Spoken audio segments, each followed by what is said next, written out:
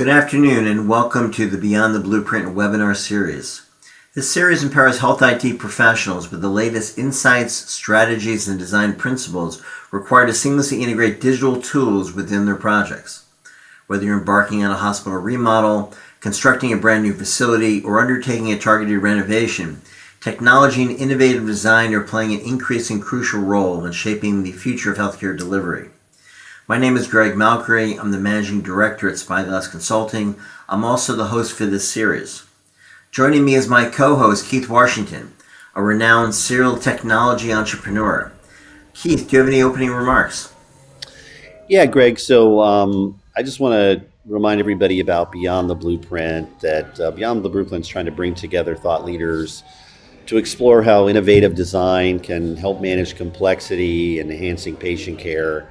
That a good design not only aligns an organization with their core mission, but it also promotes flexibility and transparency and collaboration. So we like to bring people on and talk about how addressing both challenges and opportunities can foster conversations about how to better innovate and co-create systems, and how we can help have a conversation to empower staff and patients navigating the complexity of the health system. So we're hopeful that these conversations can help provide some insights to how to navigate change, to align care teams, and help organizations focus more on patient-centered care. And so I think today the topic's really important about how we can help highlight the importance of effective communications and systematic design in the overall system. Great, thank you, Keith.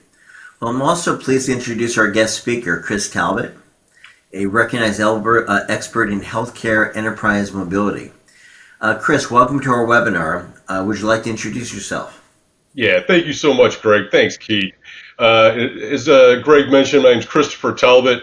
My career has spanned both telecommunications as well as clinical communications. So I've got a deep background not only in overall infrastructure and delivering those capabilities both directly as well as for redundancy, but also leading global teams in product development, segment management, and currently leading the sales effort on a national level for Spectralink.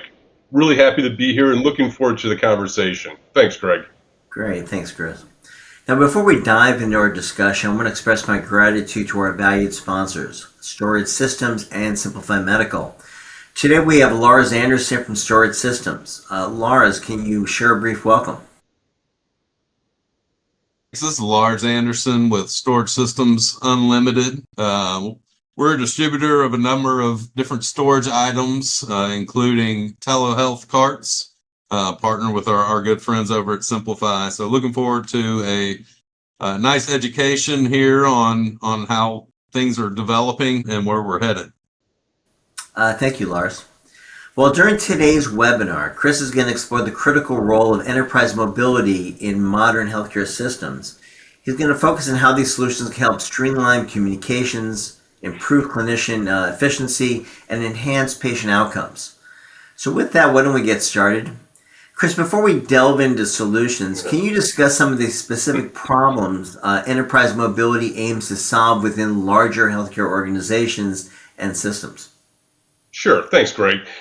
As we've seen for, easily the last decade, and in my view, what we're going to continue to see for the foreseeable futures, some of the biggest challenges really arise after, a lot of these healthcare organizations go through consolidation, where multiple facilities start to merge, each bringing their own communication and application layer platforms to the marriage. And I think throughout the industry, we see this creating significant overlap and inefficiencies. For instance, clinicians moving between departments or even hospitals encounter inconsistent communication tools and workflows because they've all originated in different places under different leadership. This becomes chaos, and then you multiply that by multiple systems, and the end result is really starting to lead to subpar patient experiences. One of the things that I'm thinking about is top of mind is a great example around the confusion around the E911 system and how that really works across networks And then, the different dialing protocols that could actually be implemented on an individual system level, ranging from 4-digit to actually 10-digit, just for that E911 functionality, which then further complicates operations. There's also healthcare ecosystems in most hospitals that are flooded with over 1,000 applications. When I'm going around and talking to a lot of the major IDNs and some of their flagship hospitals, a lot of them are coming in at that 1,500 to 1,700 level of individual applications. It's a hodgepodge that has been overlapped through time, through acquisition, through different treatments, all of which have thought to have these little pinpoint solutions, but at the end of which you look back and you have all this discrepancy, all these overlaps, all these licensing schemas, which is becoming almost impossible to manage on a day-to-day basis, much less actually have a clinician log in and actually utilize those applications. So there's these huge communication gaps that are not only slowing down the daily operations, but are really impacting that overall communication platform and at the end of the day, patient care. And then further downstream, we're also seeing is, health systems really try and implement some of these new and emerging workflows, such as AI-driven clinical diagnostics and decision support systems, or wearable-based health monitoring.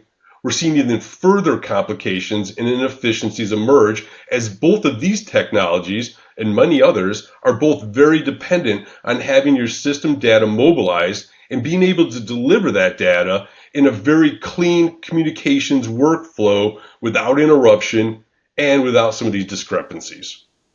Wow, great insights, great framing. Chris, to set the stage, can you explain what exactly is enterprise mobility in the context of a larger healthcare system? Yeah, absolutely. Enterprise mobility is really looking at that overall infrastructure, starting out even, with how their dialing plans are going to, associate to different facilities, different departments. But enterprise mobility is essentially the integration of mobile technologies into healthcare environments, enabling care teams to communicate and access critical patient information anytime, anywhere. And certainly today, that also includes consideration of how clinicians operate beyond the traditional work environments, with devices such as smartphones, tablets, wearables, laptops, how they're doing remote patient monitoring. However, I think the real challenge lies in bringing these disparate technologies into a single cohesive system, one that can improve operational efficiency and provide that data-driven decision-making capabilities that I think all the systems are starting to turn toward these days. Great, Chris. How does enhancing mobility actually contribute to patient outcomes? So when you start to enhance those, enhancing mobility improves workflows, allows clinicians to make more informed decisions at the right time, at the right place, and ultimately enhances the patient experience by providing that real-time data at the point of care. I think the key, however, is making sure these systems work seamlessly and are integrated together to avoid those common pitfalls of multiple platforms creating confusion, alert duress, over alert, inefficiencies that really start to annoy the care team and start to really allow them to suppress some of those alerts or move on. Great. Now, as we discuss the operational difficulties, what are the key challenges in trying to standardize and implement a common communications platform and smart mobile devices across a larger health system? I think one of the core challenges is ensuring that the cross-functionality across all communication platforms. Healthcare systems often inherit multiple communication tools during these mergers and acquisitions. Again, as we mentioned, creating these redundant types of platforms. So when assessing a communication platform, I think it's essential to evaluate the cost, scalability, quality, and functionality. What do you actually want to do with it? Are we going to have this just at one site? Is this going to scale across 5 sites and 32 out-parcel facilities? It's going to be a very different solution depending on what that end goal really looks like. Another major hurdle is ensuring consistent safety protocols, such as E911 integration, and handling those duress scenarios or patient or staff safety. I think we should also keep caregiver satisfaction and adoption of the desired technology as an incredibly high priority, ensuring that that user experience is onboarded with full clinical training and consultation to optimize for that specific workflow in that specific hospital. At the end of the day, we have to make sure that the caregivers understand the technology, love and embrace the technology, so they adopt it, use it to its full potential, and then we can really start to see that patient experience improve. Wow, awesome. Now, what strategies would you recommend for larger health systems to effectively standardize the communication technologies despite these challenges? So I think best practice, what I'm seeing right now, and what I recommend from our team, is certainly conducting a cross-functional analysis of the actual calling platforms and alert management systems. This includes evaluating that scalability component as well as the compatibility of each of those systems and ensuring they meet the organization's current needs while also being flexible enough for future growth. I think taking a look at conducting bake-offs or proof of concepts to test different systems before making that final decision is also critical for success. And I would say that those proof of concepts should include at least the top 1 or 2 application layers that are going to be the most important for the workflows that are trying to be expressed in a mobile solution. As an industry insider, obviously you've witnessed the evolution of these handsets over the years. How are these devices evolving to support next generation care team collaboration? I think, the handsets have certainly evolved to become these multifunctional tools that support not only voice communication, but also data sharing, patient monitoring, alert management. Today's devices are designed with the clinician in mind, offered improved durability, usability, and scalability to meet the unique needs of these hospital environments. The innovations are addressing the operational challenges we discussed, helping to streamline workflows and reduce the number of devices the clinicians need to carry, all while maintaining the emphasis to be these purpose-built devices for clinicians that can be fully sterilized, that can be dropped, that are fully waterproof. We have to build the devices for the environment of what they're going to be utilized in so they can be most effective. Great. In particular, any recent innovations that may have had a significant impact? Certainly AI has been a really hot topic that made its way to the hardware. Yeah, innovations such as the AI-driven communication systems that can prioritize alerts based on urgency while looking through multifaceted thousands of data sets, and those handsets with integrated safety features for staff safety, duress, patient safety are revolution care team collaborations. These systems ensure that the right information gets to the right people, making sure that there can be that just-in-time notification, and certainly not only improves the overall patient outcomes, but certainly provides that, I think, required layer for clinician safety. I think we're also, now starting to see the emergence of technology that can allow the handsets to operate as almost ambient listening devices, and then utilize full AI machine-to-machine learning to make recommendations on what information is best documented into whatever given healthcare, electronic healthcare record system that facility is using. So we're just at the cusp of it now. We're seeing recommendations on, outcomes, on treatment, on what actual data to record. I think we're going to see that increase. We're going to see that scale, and we're going to see that become ubiquitous probably in most of our workflows over the next 5 to 6 years. And maybe that's even sooner.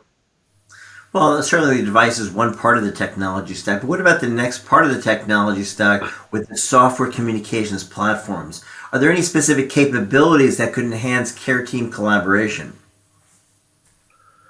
When you think about the solutions there, I think it really comes that those software solutions really have to offer the seamless integration with the existing systems like the EHR, provide the real-time communication, ensure compatibility across the entire device infrastructure. I think additionally, the ability to prioritize critical alerts and segment them by roles, whether for physicians, maintenance, staff, or diagnostics, is going to be vital to reducing that overall noise and enhancing the clarity of those alerts and making sure that they are effectively followed up on. In particular, going back to the topic of AI, certainly nurses are overwhelmed at point of care. We have alarm management systems, we have clinical surveillance. How can AI be utilized within these environments to help reduce fatigue and maybe create what the whole concept of the silent ICU? Yeah, yeah. Well, I know right now AI is playing a key role by automating those alert management systems, improving the efficiency in workflows, and supporting those predictive analytics for patient care. In the future, we're going to see more AI-driven data analysis tools that offers real-time insights at the bedside, helping clinicians make better, faster decisions. And again, doing it at the bedside, which would eliminate that need for any type of overhead alert, overhead messaging or paging, and really start to make it more of a one-to-one or point-to-point communication protocol so that that right alert is being delivered to the caretaker as she's arriving at the bedside. I just want to check in with my partner in crime here, Keith. Keith, do you have any thoughts on specific topics that you'd like to query with Chris? Yeah, Chris. So, I really appreciate your framing of the problem. I think there's a lot of, perspective there that's really valuable, and I think there's probably a lot of leaders and health system organizations that would agree completely with you that there's a lot of chaos, there's a lot of disparate systems, it's very fragmented. It's really hard to put all these pieces together once you've, say, gone through all these merger, acquisition, health system consolidation. So I guess you're going through the process you're describing as best practice, thinking about, okay, do a full strategic assessment of all the communication systems. How can they better integrate, align, kind of long-term vision of where it's going to go? Do you see an executive sponsor, an internal champion that really seems to want to embrace that? And have you got, I guess, where are we on the spectrum of making this a higher priority? Where do you think, because a lot of tough stuff I think you've been talking about said, well, in the future, and it will, do we have any places today where you see that kind of coming together? Absolutely. Yeah, I think there's several IDNs throughout the United States that are embracing this with open arms and doing a fantastic job of starting their own path and implementing some of the things that we've talked about today. I think, quite honestly, when I think about some of the larger IDNs that have really dug in, or corporate sponsors are right at that top level. It's the CTO, it's the CNIO, it's the CNO. So we're seeing support, certainly almost a combination and a shaking of the hands between the IT and the clinical staff. IT wants these, much more standardization. They want to reduce their application load. They want to simplify the management of that infrastructure. The clinical teams want better outcomes. And really some of the things that, AI and some of the mobilization of data is going to allow solves both of their needs. So, and I guess, what about the frontline worker? What do you hear from them? What do they kind of give you as feedback as to the kind of things they would say if they had a magic wand and they had priorities? What would they want to see you guys do? Yeah, they certainly want to have that full, complete automation, right? So that, when they're walking into the patient room, it's already logging that into the EHR. When they go to the bed to do rounding, they're, doing some voice transcribing. The AI system is understanding, how that is going to be then documented into the EHR. So they want to see integrations that lead to really improved workflow efficiency.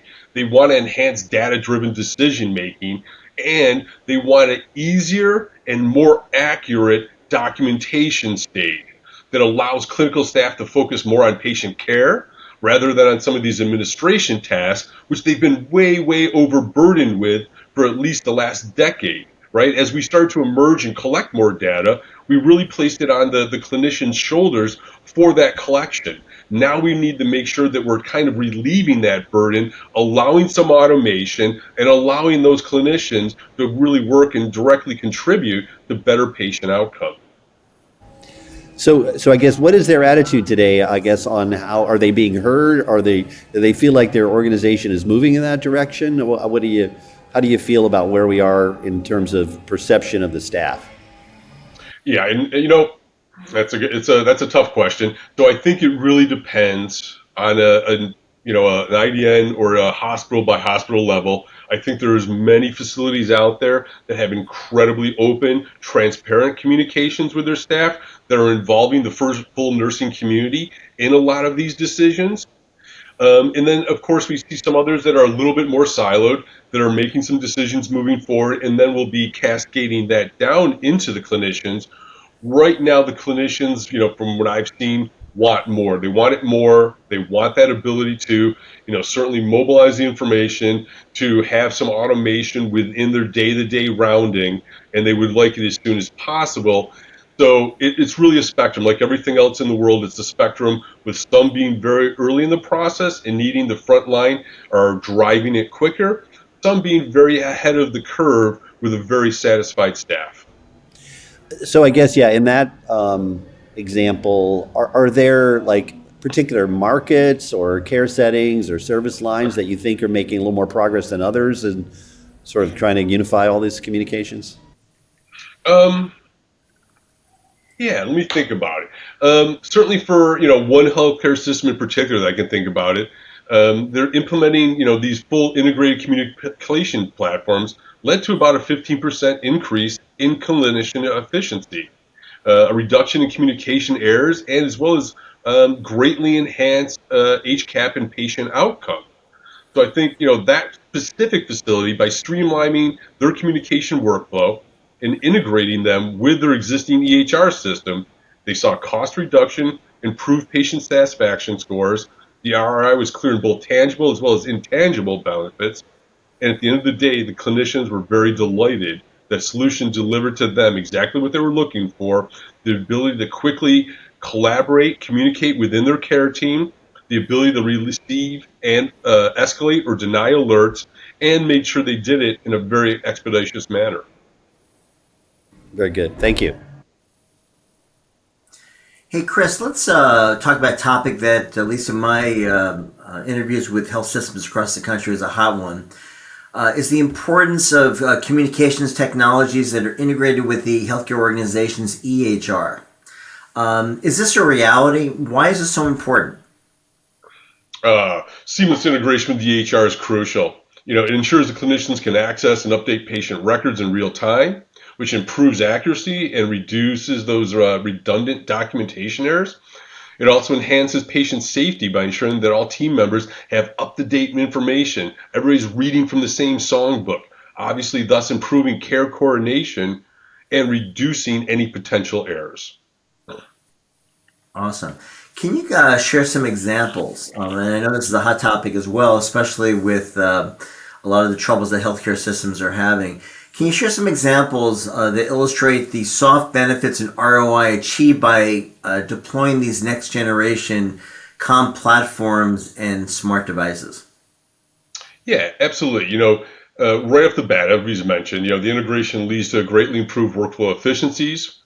You're going to actually implement and enhance that data-driven decision making and have more accurate, outcomes. It allows clinical staff to really focus on that patient care, to be at the bedside, and reduces and automates some of those administrative tasks, which, as we mentioned, have been taking a ton of time and which directly contributes to the overall patient outcome. Excuse me. Before I go to my last question here, Keith, is there some other areas you'd like to query Chris about today?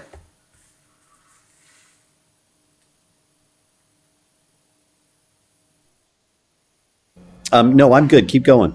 Okay. So looking ahead, Chris, into the future, over the next 12 to 18 months, how is enterprise mobility likely to evolve within larger healthcare systems? Especially as you start to integrate this stuff on the 40, 50 hospital systems, or even upwards of 100. What do you see in your crystal ball?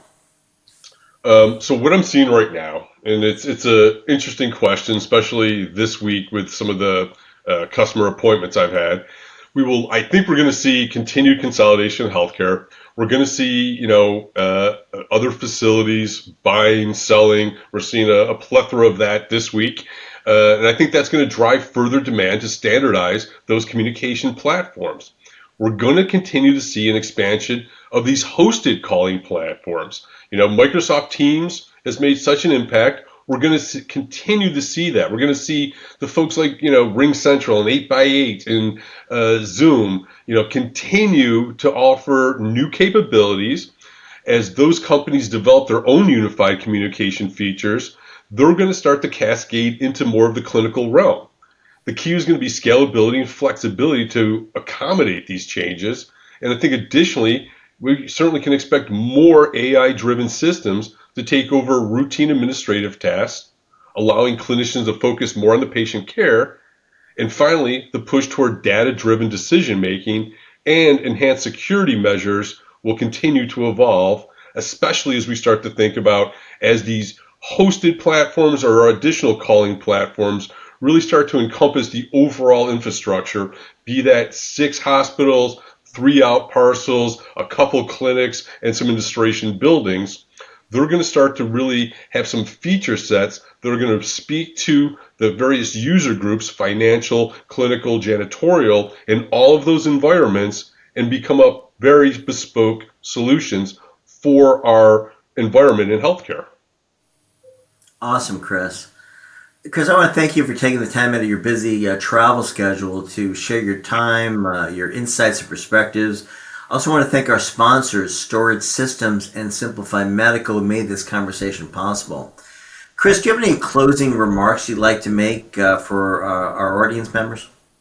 The only closing remarks is if you're going to have fun, I think what we're doing right now, if you want to be excited and see how technology is really impacting people's lives, I don't know if there's anywhere else I'd rather be, quite honestly. So the only closing remarks are, thank you so much for having me on. Thank you for letting me talk about my passion. And thank you for providing a platform where we can have these conversations. Thank you both. Chris, if folks want to reach out to you after this podcast, how can they get through to you? They can always just find me at chris.talbot at spectralink.com or on LinkedIn. Chris Talbot at Spectralink on LinkedIn. Please reach out. I'd love to have conversations with anyone. Awesome. Well, Chris, I certainly learned a lot today about the significant role of enterprise mobility in transforming healthcare communication systems. Keith, do you have any final thoughts that you'd like to share about today's webinar?